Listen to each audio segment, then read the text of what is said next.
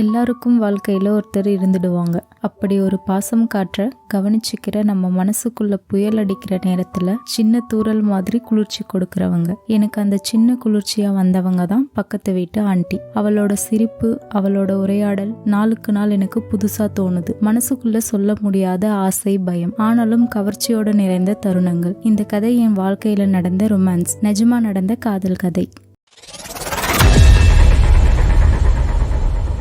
என் வாழ்க்கைன்னா சொல்றதுக்கு பெருசா எதுவும் இல்லடா. காலையில எழுந்து ஆஃபீஸ் போய் சாயங்காலம் வீடு திரும்பி கையில காஃபி கோப்பையுடன் சும்மா சோஃபா மேல உட்காரது தான் ரொட்டீன். என் வீட்டுல எனக்காக யாரும் காத்திருப்பது கிடையாது. மனைவி வேற ஊருக்கு போயிட்டா. பிள்ளைகள் படிப்புக்காக ஹாஸ்டல்ல. எனக்கு தான் எப்பவும் தனிமையோட வாழ்றதுக்கு பழக்கப்பட்டாச்சுன்னு நினைச்சேன். ஆனா மனசுக்குள்ள ஒரு குளிறுபடி தான் இருந்துச்சு. அந்த குளிறுபடியை தினமும் குளிர்ச்சி பண்ண வச்சது பக்கத்து வீட்டு ஆண்டி தான். அவளே தான். என்னம்மா அழகு, எப்பவும் புது புது ஜாடையில அழகா வெள்ளை புடவை கட்டிக்கிட்டு வீட்டுல பூஜை பண்றவ மாதிரி தூய்மையா இருந்தா. சிரிச்சா முழு தெருவும் ஒலிக்கிற மாதிரி. அவளோட கண்கள் அப்படியே பேசும். ஆனா எப்போதான் நான் அவளை கவனிக்க ஆரம்பிச்சேன்னு தெரியல. முதல்ல அவள் சும்மா அக்கம் பக்கத்துக்காரி மாதிரி தான் இருந்தா. சாமானியமா வணக்கம் பண்ணுவாங்க. எப்படி இருக்கீங்கன்னு கேட்டா அவளோட சிரிப்பு மட்டும் போதும், மனசு குளிர்ந்திரும். ஆனா அந்த சின்ன சின்ன சிரிப்புகள்ல தான் நாளுக்கு நாள் என் மனசுக்குள்ள ஒரு புது ஆசை கிளம்ப ஆரம்பிச்சது. என் வாழ்க்கையிலேயே கவர்ச்சியோ ரொமான்ஸோ இல்லாம போச்சுன்னு நான் யோசிக்கும்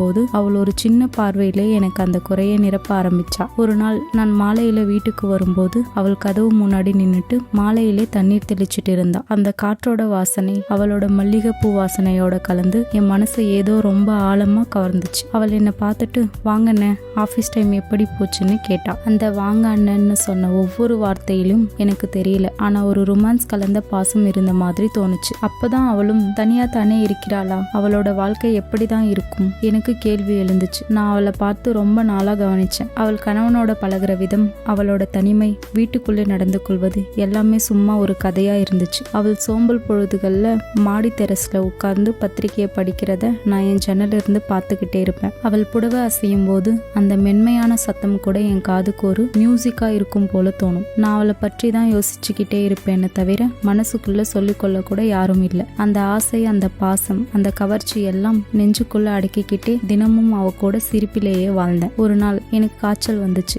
நானே சமைக்க முடியல, வேலை செய்ய முடியல. அந்த நேரத்துல அவ தான் கதவை தட்டிட்டு, சார் சரியா இல்லையா, நானே சாம்பார் வச்சிருக்கேன், கொஞ்சம் வாங்கிக்கோங்கன்னு சொல்லி பாத்திரத்துல சூடா சாப்பாடு கொடுத்தாங்க. அந்த சின்ன சின்ன அக்கறை தான் எனக்கு எவ்வளவு பெரிய விஷயம்னு சொல்லவே முடியாது. அந்த நாள் சாப்பாட்டோட சூடு இருந்தது மட்டும் இல்ல, மனசும் சூடா இருந்துச்சு. அவள் சாப்பாடு மட்டும் இல்ல, அவளோட அன்பு தான் எனக்கு அந்த இரவுல காய்ச்சலை குறைக்க வச்சது போல இருந்துச்சு. அதுக்கப்புறம் நான் அவளை பார்த்தாலே ஒரு விதமான திகில் கலந்த சந்தோஷம். பக்கத்து வீட்டு ஆண்டி என்றாலும் கூட என் மனசுக்குள்ள காதலியே ஆகிட்டாங்க. அவள் பேசுற வார்த்தைகள்ல கூட ரொம்ப நேசம் இருந்தது. சின்ன சின்ன கேள்விகள், சாப்பிட்டீங்களா, வேலை எப்படி போகுது, குழந்தைகள் வரலையா, இதெல்லாம் சாதாரணமான கேள்வி மாதிரி இருந்தாலும் எனக்கு அந்த கேள்விகளில் தான் ரொமான்ஸ் இருந்தது. நான் அவளை சிரிப்பை பார்த்தாலே மனசுக்குள்ள குமுறல். என்னடா இப்படி சின்ன சின்ன விஷயத்திலேயே மனசு தள்ளாடுதேன்னு எனக்கே கேள்வி. ஆனா காதல்னா அப்படித்தான். அது எங்க வரணுமோ அங்க வராது, எங்க வரக்கூடாதோ அங்கதான் வரும். அவள் சிரிப்பு, அவள் பாசம், அவள் அக்கறை எல்லாமே எனக்கு வாழ்க்கை. ஒரு நாள் அவள் சோஃபாவில் உட்கார்ந்து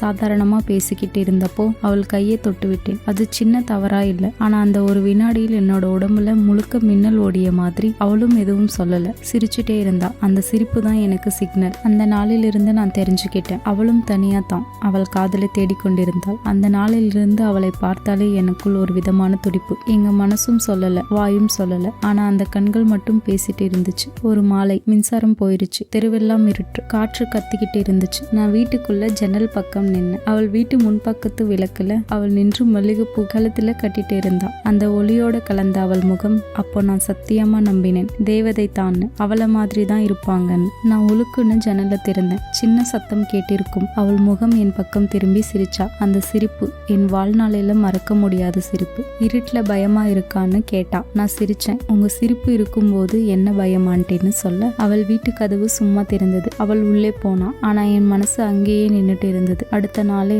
சனிக்கிழமை, சும்மா வீட்டுல இருந்தேன். அவளே கதவு தட்டினா. கையில காப்பி கோப்பையோட பாட்டில் இருந்துச்சு. சார், இங்க சும்மா தனியா இருக்கீங்க, நானே காப்பி பண்ணிட்டு வந்துட்டேன், வாங்கிக்கோங்கன்னு சொல்லி கொடுத்தாங்க. அந்த காப்பியோட வாசனைக்குள்ளே கூட அவளோட கை வாசனை கலந்துருச்சு. நான் காஃபி குடிச்சேன், ஆனா அவளையே குடிச்ச மாதிரி தோணுச்சு. அந்த நாளிலிருந்து மெல்ல மெல்ல நம்ம பேச்சு அதிகமாயிடுச்சு. வீட்டு வேலை, வாழ்க்கை, சின்ன சின்ன ஜாலி எல்லாம் பேசுறோம். அவள் சிரிச்சா எனக்கு வானம் திறக்கிற மாதிரி. அவள் மனசுக்குள்ள இருக்கும் வலி தனிமை எல்லாம் அவள் கண்களில் தெரியும். ஆனா வெளியே காட்ட மாட்டான். ஒரு இரவு சும்மா மாடியில் நின்னேன். காற்று அடிச்சது. சந்திர ஒளியிலே எல்லாம் வெள்ளையா தெரிஞ்சிச்சு. அப்பதான் அவள் மேடைக்கு வந்தா. வெள்ளை புடவை கட்டிக்கிட்டு, மல்லிகைப்பூ கழுத்துல. அந்த நொடியில் எனக்கு இதயம் துடிச்சது. சார் தூங்கலையான்னு கேட்டா. நான் சிரிச்சேன். தூக்கம் எங்க வரும் ஆண்டி, இப்படி சந்திர ஒளியில நீங்க நின்னுக்கிட்டு இருக்கும் போதும்னு சொல்ல ஆசை. ஆனா அடக்கிக்கிட்டேன். அவளோட பார்வை ஆனா ஏதோ சொல்ற மாதிரி. நான் அருகே போனேன். காற்று அடிச்சது. அவள் புடவை சின்ன சின்ன அசைவுல என் கையை தொட்டுது. அந்த மென்மை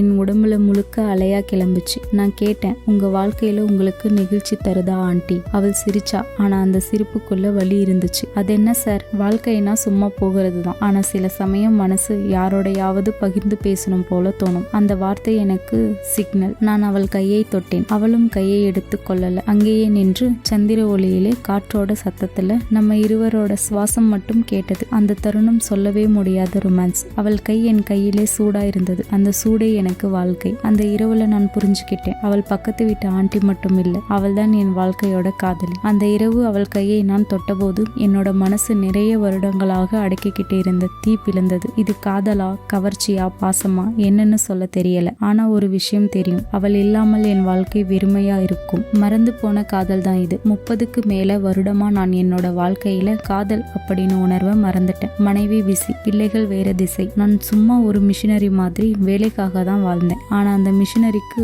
அவள் சிரிப்பு பேட்டரி ஆச்சு. நான் சத்தியமா சொல்றேன், அவள் பக்கத்து வீட்டு ஆண்டி இல்ல, அவள் தான் என் வாழ்க்கையோட தேவதை. காதல் எங்க வந்தாலும் அது காதல் தான். அது வயசையும் சமூகத்தையும் மரியாதையும் தாண்டி செல்லும். என் பக்கத்து வீட்டு ஆண்டி தான் அதை நிரூபிச்சாங்க. வாழ்க்கை எனக்கு நிறைய கற்றுக் கொடுத்தது. ஆனா என் இதயத்தில் பதிந்த பாசம் அவள் சிரிப்பு தான். அந்த சிரிப்பு தான் என் உலகம். இந்த மாதிரி யாராவது ஸ்பெஷல் பர்சன் உங்க லைஃப்ல இருந்தா எஸ்ன்னு கமெண்ட் பண்ணுங்க. அண்ட் இது போல அழகான காதல் கதையை கேட்க நம்ம சேனலை சப்ஸ்கிரைப் பண்ணி பெல் ஐகானை கிளிக் பண்ணிக்கோங்க. அப்பதான் நம்ம போடுற வீடியோவோட நோட்டிஃபிகேஷன் உடனடியாக உங்களுக்கு வரும். ஓகே காய்ஸ், அடுத்த ஒரு சுவாரஸ்யமான காதல் கதையில் சந்திப்போம். டாடா, பாய் பாய்.